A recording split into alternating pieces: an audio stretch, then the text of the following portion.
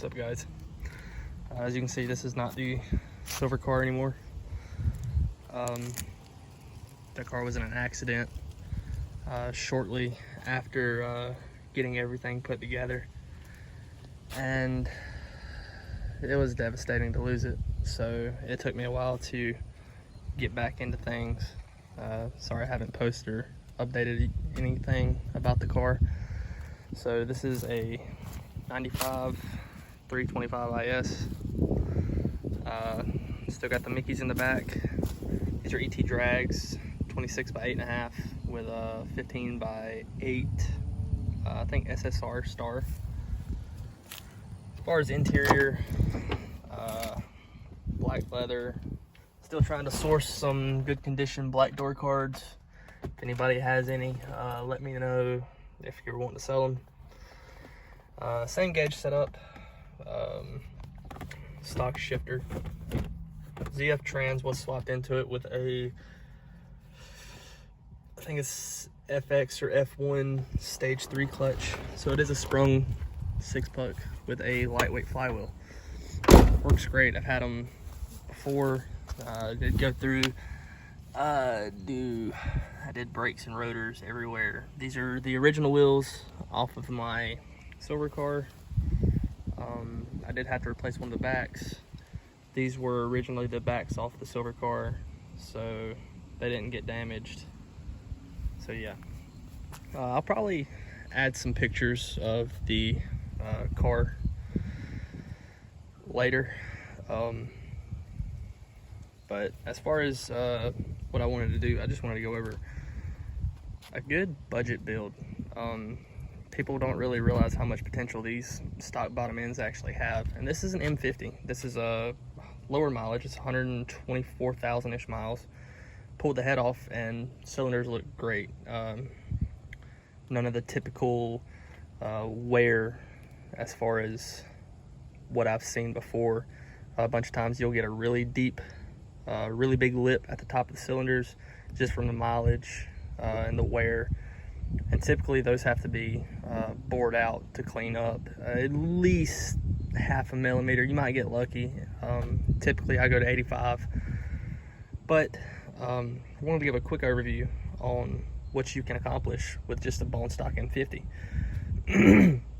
So I took the built motor apart.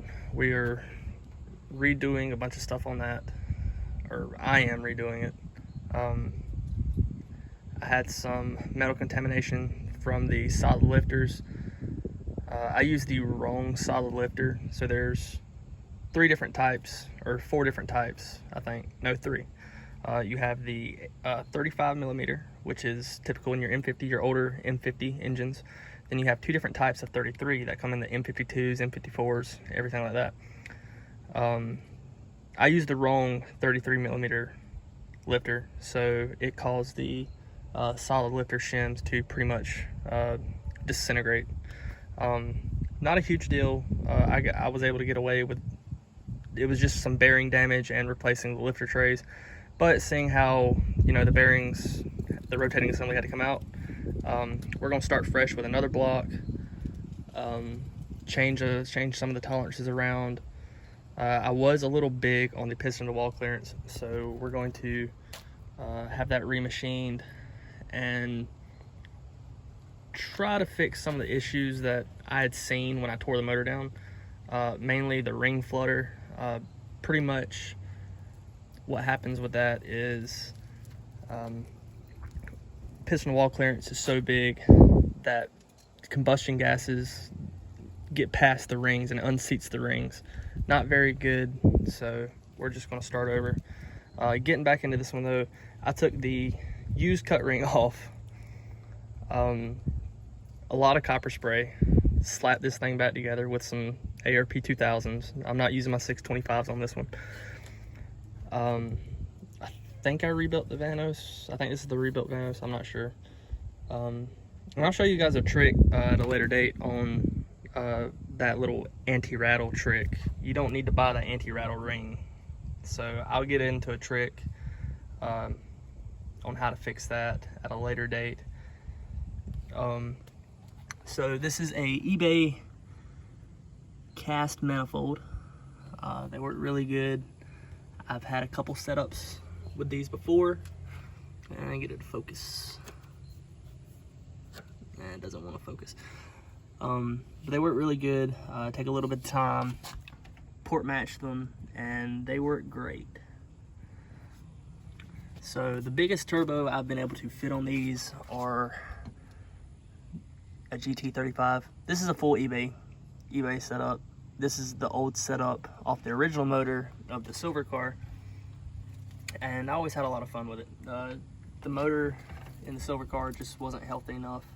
It was actually an M54 bottom end, M54 head, just single vanos converted. It worked with the harness, so that didn't really take much over, 500. So there is the wastegate relocation pipe. So these do fit if you can fabricate or have somebody make you a pipe. I thought about putting these kits together because I can prefab these pipes and sell them so people can start running these manifolds more often. The oil feed line is not touching the any of the exhaust. There is clearance. I do need to zip tie it up a little bit farther. I have not drove this car much except, getting it tuned or street tuned. We are going to the dyno today to see how much it can put down. If I can squeeze, 30-ish PSI out of that turbo, I'd be happy there. It is on ethanol with a Walbro 450 pump. That is my original wastegate. That's a Turbo Smart Hypergate 45. And it is just a 3-inch dump. You can sort of see the drain. I haven't had any issues with that drain. It's not ideal. I'll probably end up changing it, probably putting a scavenge pump on it or something. There is the wastegate, the pipe, and that's all I'm running for right now. I'll eventually get a full exhaust. This motor's probably gonna stay in here for about a year. These are all my old intercooler pipes. Another Treadstone intercooler. It is running MS3 Pro.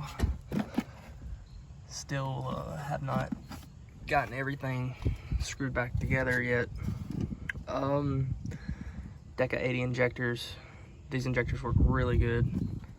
A few odd and end pieces, the rally road adapters for the oil feed and the oil pressure sensor. I'm running a GM air temperature sensor. And for I don't have my original boot that had all the plumbing and pipes for the idle valve. So I just use a standard silicone elbow, and there's the idle valve hose. There's the original silicone, and then just took some reinforced rubber hose, and just put it into the pipe. It works. Didn't really care about it being pretty, but it works.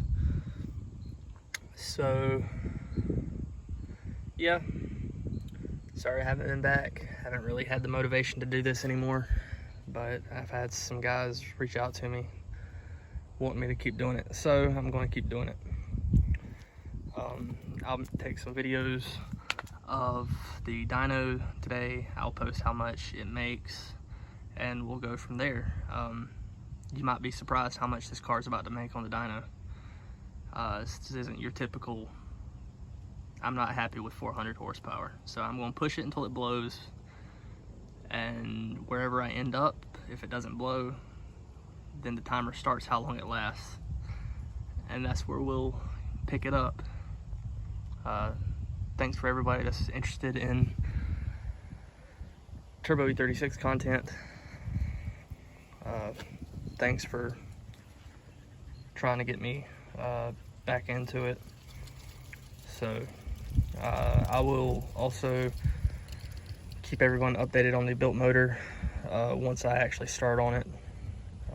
Still just sort of settling down from the wreck, and I haven't really wanted to mess with this stuff in a while.